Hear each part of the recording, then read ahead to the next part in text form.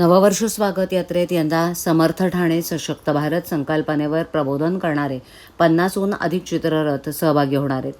श्री कोपिनेश्वर सांस्कृतिक न्यास आणि ठाणे महापालिकेच्या सहकार्यानं चैत्र शुद्ध प्रतिपदा 19 मार्च म्हणजे गुढीपाडवा दिनी नववर्ष स्वागत यात्रेचं आयोजन करण्यात आलं. यंदा स्वागत यात्रेचं हे 26वं वर्ष असून निरूपणकार मुलाखतकार डॉक्टर धनश्री लेले या स्वागत यात्रेच्या स्वागताध्यक्ष आहेत, अशी माहिती न्यासाच्या कार्यवाह डॉक्टर अश्विनी बापट यांनी दिली आहे.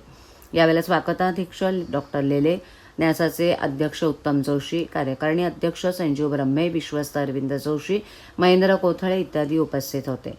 श्री कोपिनेश्वर सांस्कृतिक न्यासातर्फे गुढीपाडव्याच्या दिवशी सकाळी मासुंदा तलाव येथील छत्रपती शिवाजी महाराजांच्या अश्वारूढ पुतळ्याला उपमुख्यमंत्री एकनाथ शिंदे, महापौर शर्मिला पिंपळोलकर स्वागताध्यक्षपदाच्या उपस्थितीत पुष्पहार अर्पण करून कोपिनेश्वर मंदिरातून स्वागत यात्रेचा प्रस्थान होणार आहे.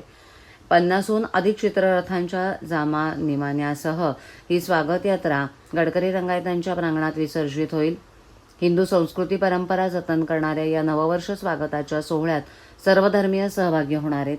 या स्वागत यात्रेत विविध संस्था चित्ररथातून सामाजिक, सांस्कृतिक, शैक्षणिक, पर्यावरण विषयांची मांडणी करत प्रबोधन करणार आहेत. मल्लखांब, आर्टिस्टिक जिम्नॅस्टिकची प्रात्यक्षिकं, एरियल कसरती, पारंपरिक वेशभूषा केलेली 250हून महिलांची बाईक रॅली, प्रबोधन करणारे सुमारे 50हून अधिक चित्ररथ आणि ठाणे महापालिकेतर्फे सामाजिक, सांस्कृतिक, शैक्षणिक, पर्यावरण विविध विषयांचा सहभाग यात असणारे आम्ही सायकलप्रेमी फाउंडेशनचे सायकल स्वार हे आकर्षणाचे बिंदू असणार आहेत. समर्थ ठाणे सशक्त भारत, वंदे मातरमची 150 वर्ष, भारत 2047 आणि नागरी शिष्टाचार आणि कर्तव्य असे नाविन्यपूर्ण विषयांची मांडणी चित्ररथावर असणार आहे. फोटो सर्कल सोसायटीतर्फे सेल्फी विथ स्वागत यात्रा, छायाचित्र, रील स्पर्धा तसंच पारंपरिक वेशभूषा चित्ररथ स्पर्धा न्यासातर्फे आयोजित करण्यात आल्यात. दादा कोंडके एमपी थिएटरमध्ये रविवारी 15 मार्चला 32 नामवंत नृत्यगुरू आणि त्यांच्या शिष्य यांचा नृत्यधारा कार्यक्रम आणि महाराष्ट्राच्या लोककलांवर आधारित वंदे मातरमचं सादरीकरण होणार आहे. सायंकाळी कचराळी तलाव इथे गोदा महाआरती होणार आहे. मंगळवारी 17 मार्च रोजी गावदेवी मैदानात संस्कार भारतीची महारांगोळी आणि छत्रपती शिवाजी महाराज आणि छत्रपती संभाजी महाराज जीवन प्रदर्शनी तसंच युनेस्कोनं जागतिक वारसा ठरलेल्या 12 गड किल्ल्यांच्या प्रतिकृती हिंदवी स्वराज्य आर्ट्स आणि राज्याभिषेक समारोह संस्था आणि हिंदवी आर्ट्स शिवशंभू विचारमंच हे साकारणार आहेत. बुधवारी 18 मार्चला सायंकाळी मासुंदा तलावाभोवती दीपोत्सव होणार असून मासुंदा तलावाच्या विविध घाटांवर विविध समाज बांधव गंगा आरती करणार आहेत. ठाणे शहराच्या वाढत्या व्याप्तीनुसार स्वागत यात्रेची प्रथाही सर्वत्र जोम धरते. स्वागत यात्रेला जोड म्हणून 13 उपयात्रा निघणार आहेत. इंदिरानगर, ज्ञानेश्वर नगर, समता नगर, कळवा पूर्व पश्चिम, Brahmand, Ghodbunder road, Rutu estate, Pokhran road, Kolshet, Lodha Amara, Kasarvadavali, Wagle estate आणि वर्तक नगर या ठिकाणी गुढीपाडव्याला या उपयात्रा निघणार आहेत.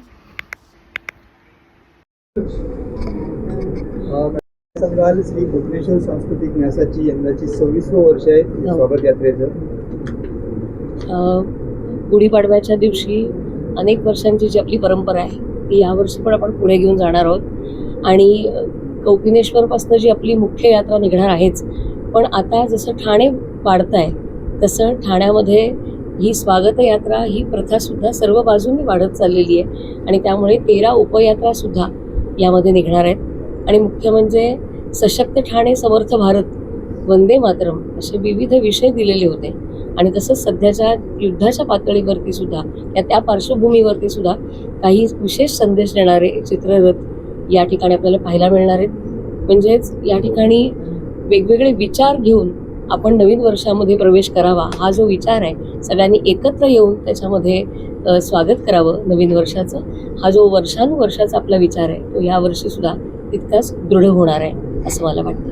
यंदाच्या स्वागत यात्रेच्या स्वागताध्यक्ष तुम्ही आहात, काय ठाणेकरांना संदेश द्या?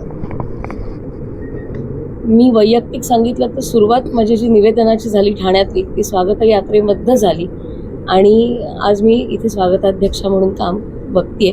हा माझ्यासाठी वैयक्तिक म्हणाल तर खूप आनंदाचा भाग आहे, आनंदाची बाब आहे. आपण सगळ्यांनी, हे आपलं शहर आहे आणि ही आपली यात्रा आहे, त्यामुळे आपण सगळ्यांनी याच्यामध्ये अतिशय उत्साहाने पारंपरिक वेशभूषेमध्ये सहभागी व्हावं आणि सगळ्यांचाच उत्साह द्विगुणित करावा असं नक्कीच सांगणार.